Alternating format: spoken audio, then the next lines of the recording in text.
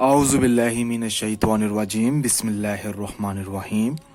उम्मीद करता हूँ कि आप सब लोग खैरियत से होंगे।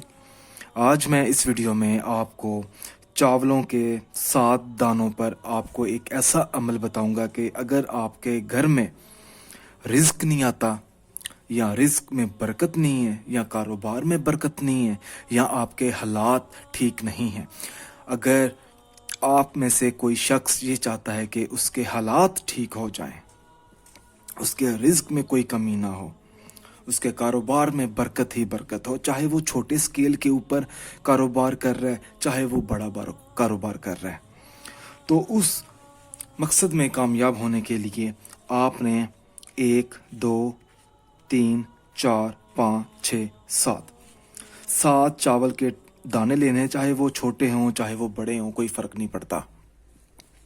हर दाने पर अल्लाह पाक का इसमें मुबारक है या रज़ाक हो, आपने अल्लाह का नाम लेकर हर दाने पर आपने 71 बार या रज़ाक का विर्द करना है। उसके बाद आपने विर्द करने के बाद अल्लाह पाक से अपनी कामयाबी के लिए दुआ करनी है।